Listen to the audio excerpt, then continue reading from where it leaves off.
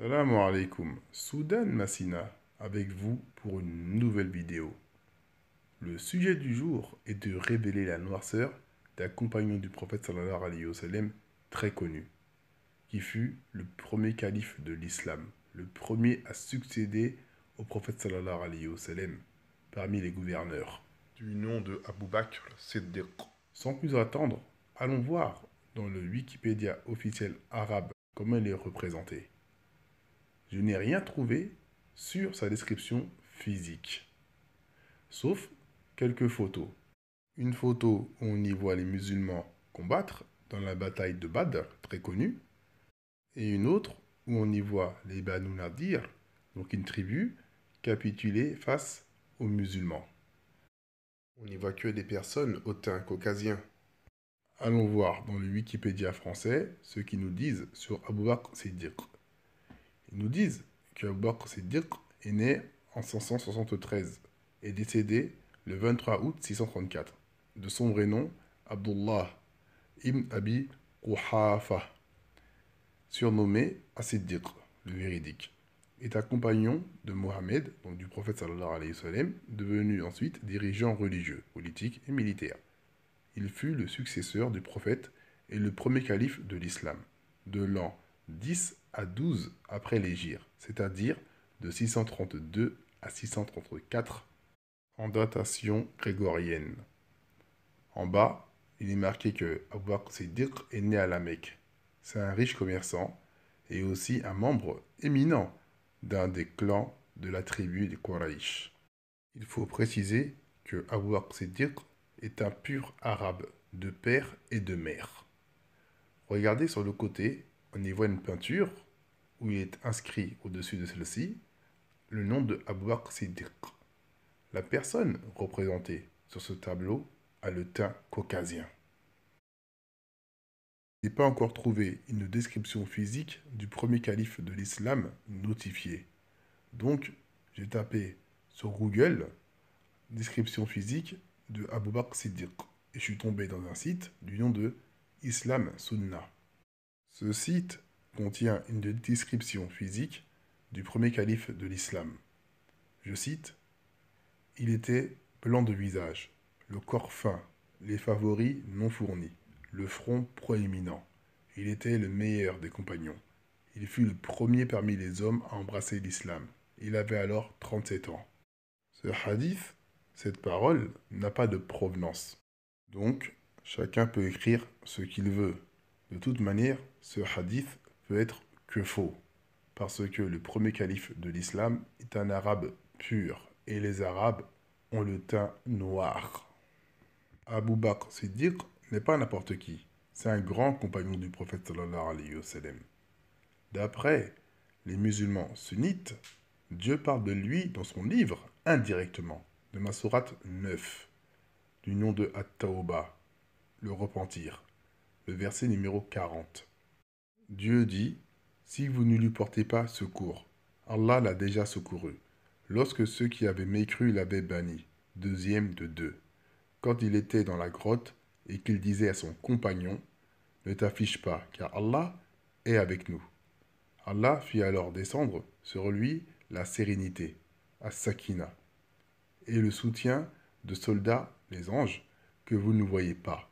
Et il abaissa ainsi la parole des mécréants, tandis que la parole d'Allah eut le dessus.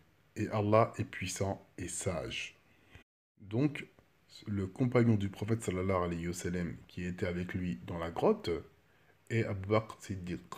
Donc, Dieu l'a mentionné indirectement dans son livre. Le prophète sallallahu alayhi wa sallam, Mohammed, s'est marié avec la fille de Abu Bakr Siddiq, du nom de Aïcha. On la surnomme la mère des croyantes.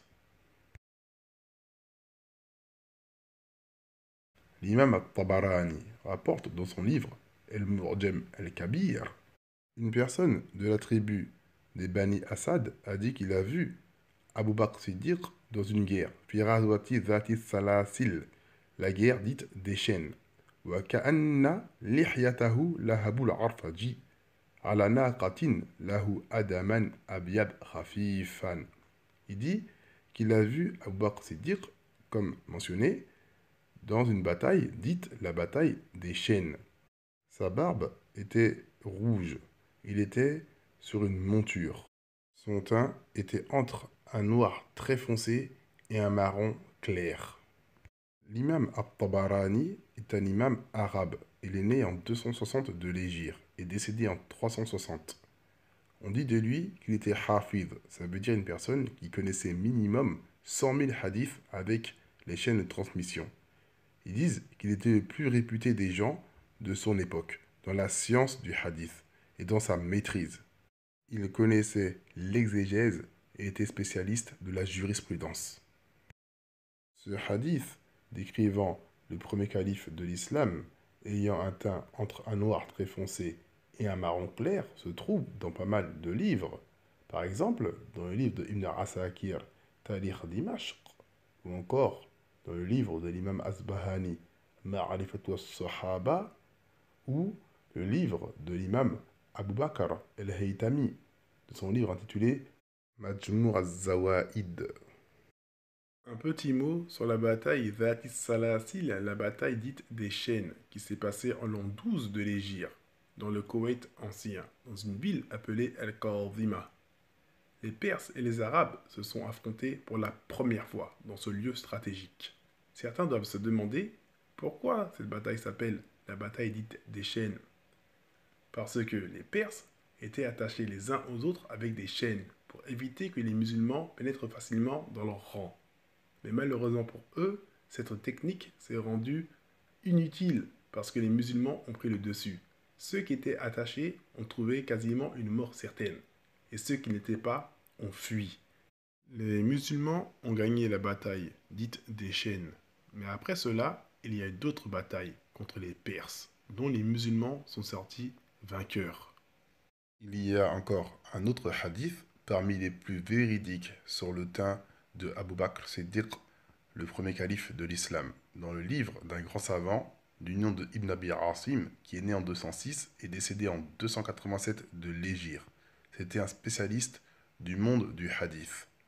Dans son livre intitulé Al-Ahad wal-Mathani, حدثنا الشافعي وأبو الأعلى بن حماد قال حدثنا سفيان عن إسماعيل ابن أبي خالد عن قيس ابن أبي حازم قال وفدت إلى أبي بكر مع أبي فدخلنا عليه في مرضه الذي مات فيه فرأيت رجلا أسمر خفيف اللحم رأيت امرأة بيضاء موشومة اليدين.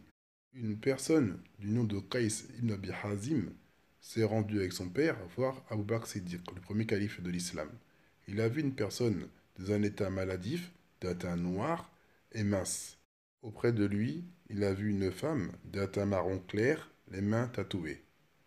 Le terme utilisé pour décrire la noirceur du premier calife de l'islam est asmar, qui signifie un noir qui n'est pas très foncé ni marron clair. Le terme qui a été utilisé aussi pour décrire la femme auprès de lui est abiab, qui signifie un teint marron clair. Le terme est abiab, donc blanc en arabe. Parce que le terme ahmar, qui signifie rouge, est un teint pour décrire les caucasiens. Car les arabes décrivent leur teint comme étant noir et décrivent celle des Perses non arabes comme étant rouge. Le rouge parce que la plupart avaient le teint blanc et blanc rougeâtre. Un petit mot sur la femme qui est auprès du premier calife de l'islam. Elle s'appelle Asma bint Umays. Elle était mariée avec lui. Mais c'est pas avec elle que Abu Bakr Siddiq a eu Aïcha, la mère des croyantes.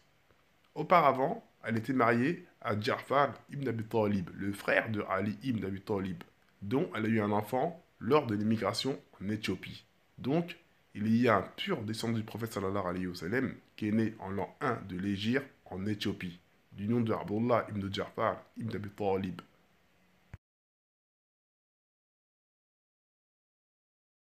Malheureusement, le teint de Abu Bakr Siddiq, le premier calife de l'islam, ne plaît pas à tout le monde. Dans le livre de l'imam Ibn Abi Asim, que j'ai mentionné précédemment, intitulé Al-Ahad al-Mathani, le hadith mentionnait bien la noirceur du premier calife de l'islam. Dans certains sites, le hadith a été changé. La noirceur de Abu Bakr Siddiq a été enlevée. Par exemple, dans le site www.elsunna.com, on peut y trouver le même livre, le même auteur, le même hadith, la même chaîne de transmission, sauf le numéro du hadith qui diverge. Je ne sais pas, peut-être que c'est au niveau de l'édition. Je vais à présent lire le hadith afin que vous en soyez témoins. An Qais ibn Abi Hazim, donc une personne du nom de Qais ibn Abi Hazim, s'est rendu voir Abu Bakr Siddiq avec son père. Il l'a vu dans un état maladif. Et il a vu auprès de lui une femme de couleur marron ou marron clair, les mains tatouées. Mais dites-moi, où est passée la noirceur de Abu Bakr Siddiq, comme mentionné dans le livre original? Dieu dit, la vérité est venue, et le mensonge a disparu, car le mensonge est destiné à disparaître. Assalamu alaikum wa rahmatullahi wa barakatuh.